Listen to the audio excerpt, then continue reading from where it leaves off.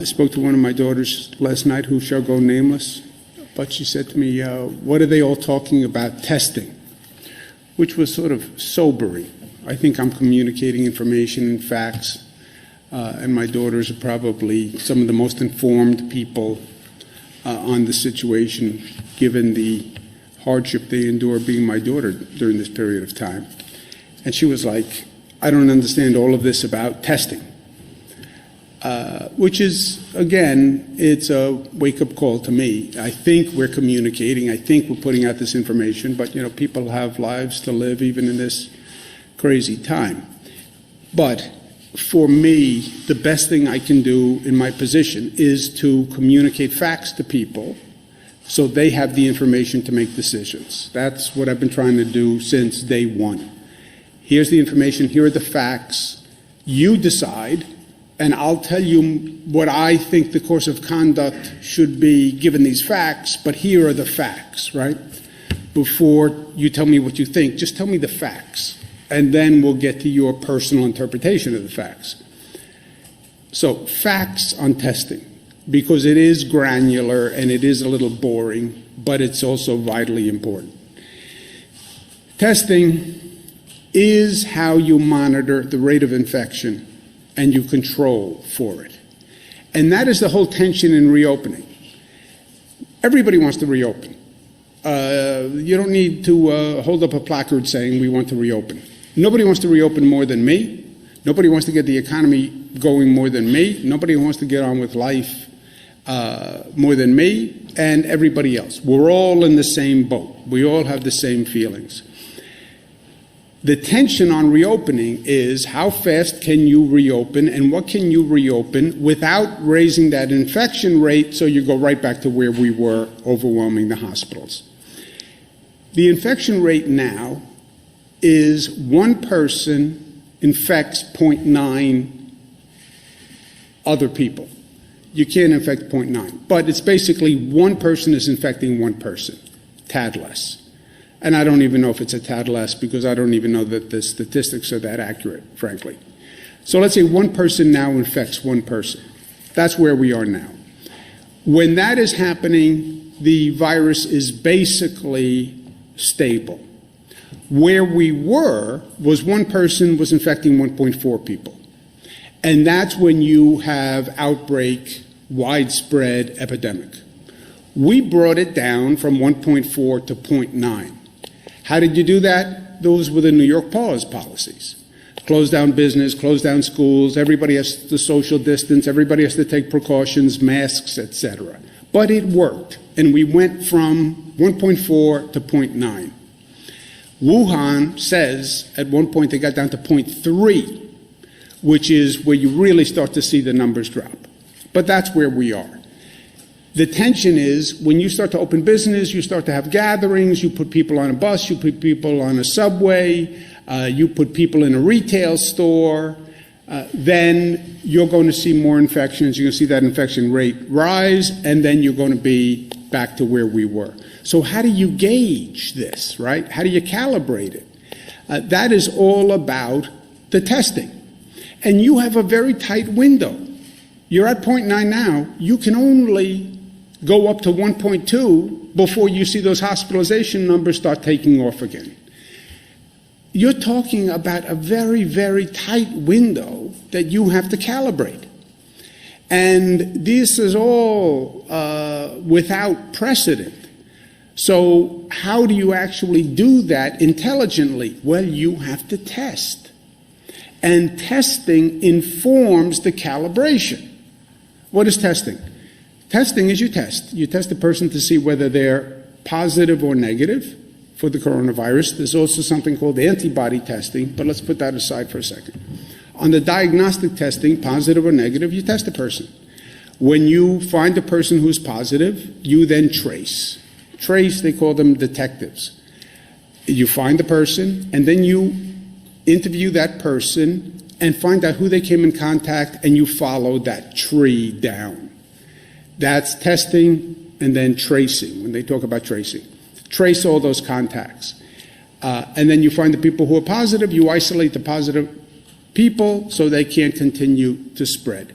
Tracing requires an army, literally an army. You would need thousands of people who just trace in the state of New York, right? Because any one person then leads to 10, 20 possible people who were infected. And you have to trace all through those people. You find a positive person, you isolate them. The trick with testing is not that we don't know how to do it. We've done it better in this state than almost any other state, almost any other country. It's bringing this up to scale. And these are private sector companies that are doing this. But we have done a very good job in testing. And the state has played a pivotal role in testing. You look at how New York, the number of tests we do.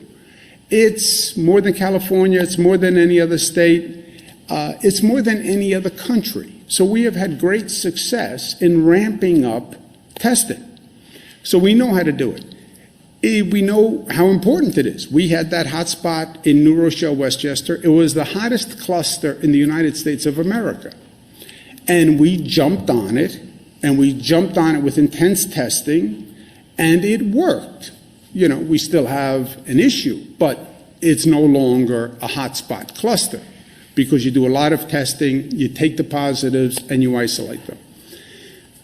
This is now, the challenge is now bringing this up to scale, okay? We did 500,000 tests in a month. That's great news. Bad news is it's only a fraction of what you need. The more you test, the more information, the more you can reopen society. How does testing actually work? And this, again, you have to know the facts, otherwise this is all a blur and it becomes a he said, she said. There are about 30 private companies, large private companies in the country that are even international. 30 large companies make equipment to test. And they all have their own test, okay? So you have the Acme test, the this test, the this test, the this test. Those 30 companies have been selling their machines to local laboratories. And that's their business. They make a machine, Roche makes a machine, they then sell it to people, you have to buy their machine, and they then sell these local labs their testing protocol because their test works on their machine. So you buy the Roche machine, you then have to buy the Roche test from the Roche Corporation. You buy the Acme machine, you then have to buy the Acme test from the Acme Corporation. And they sell these tests to local labs. We have about 300 local labs in our state who have bought these 30 types of manufacturers and 30 types of tests, okay? And then every time the lab goes to run that test, if I'm running the Acme test, I have to have the Acme equipment and the Acme vial and the Acme swab and the Acme reagents. What are reagents? When you take the swab, nasal swab, throat swab, you then test it with other chemicals. The other chemicals are reagents. Depending on what test you bought, they have their own reagents for every test. So the Acme test has one set of reagents. The Roche test has another set of reagents, and you have to go back to them to buy these reagents. So that's the basic chain. And it gets very complicated very quickly because you have the national manufacturers who sold their machines to local labs. The local labs then need to go back to that manufacturer to run their tests. And there's very little uniformity among the tests. So you're trying to coordinate this whole private sector system. We have some public labs. State has a Wadsworth lab, but the real capacity is in these private labs. So how do you bring this up to scale? And how do you cut to the chase on this one? We called the top 50 producing labs in the state and said, tell us what it takes to double your output, okay? And this is literally what they said. So there's no interpretation here. Most of them come back. Sometimes they talk about the equipment, nasal swab, vial. But what you see is most of them are talking about we can't get the reagents. We can't get these other chemicals that we need to test. Where do they get the reagents from?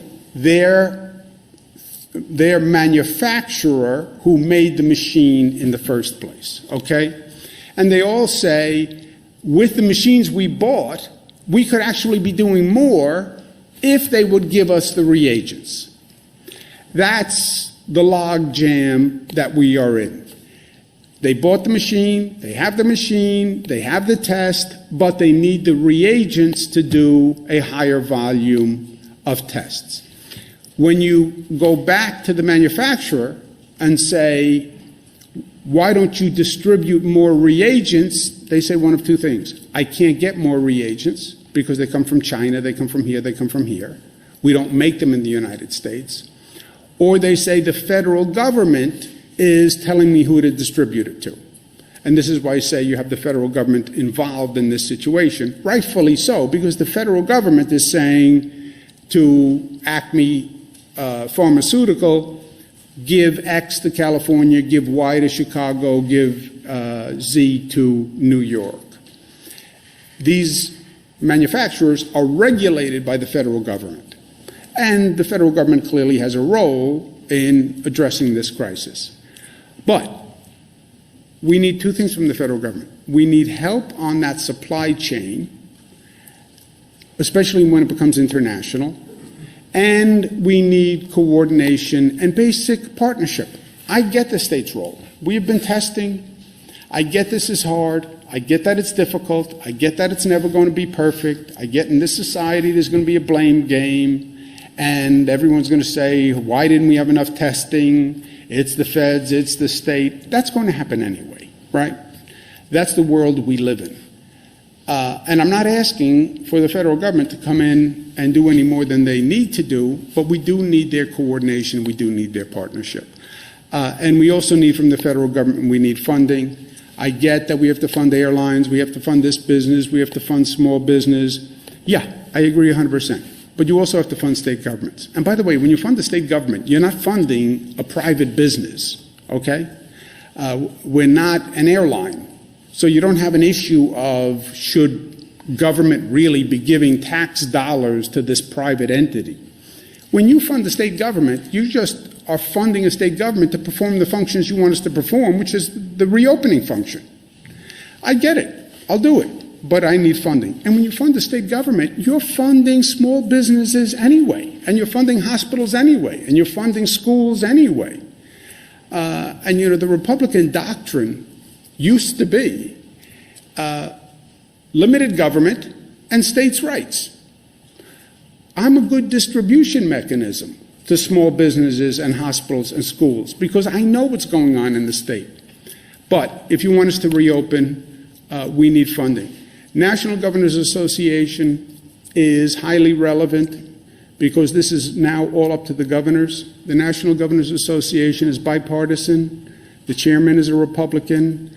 I'm the vice chairman. I'm a Democrat. I'm the incoming chairperson.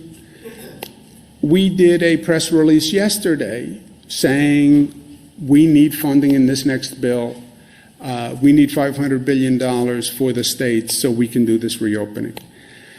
Federal government yesterday sent 1.5 million cloth masks to New York State, and I want to thank them for that. These are cloth masks that we can distribute to people to help implement our policy where if you're in public you have to wear a mask. It's not a surgical mask.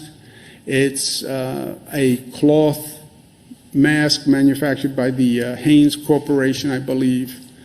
But we're asking people to wear masks. And this is going to be very helpful because we're going to have additional masks to distribute to the public. Last point, personal opinion. This is not a fact. This is just my opinion. You can throw it in the garbage.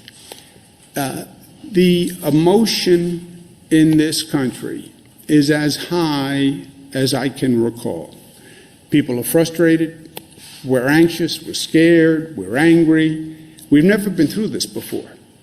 And on every level, this is a terrible experience.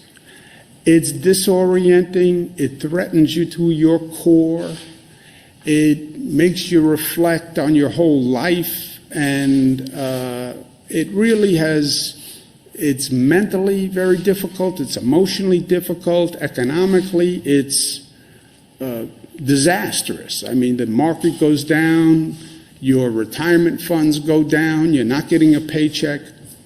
It is as tumultuous a time as we have ever seen. But in the midst of this, there is no time for politics. How does this situation get worse? And get worse quickly? If you politicize all that emotion. We cannot go there. That's why I work so hard. When anyone raises any political agenda to me, I work so hard to distance myself from it. I'm not running for anything. I'm not going anywhere. I'm going to be governor of the state of New York until the people kick me out. And then I'm going to go spend time with my family, and that's that. So I have no political agenda.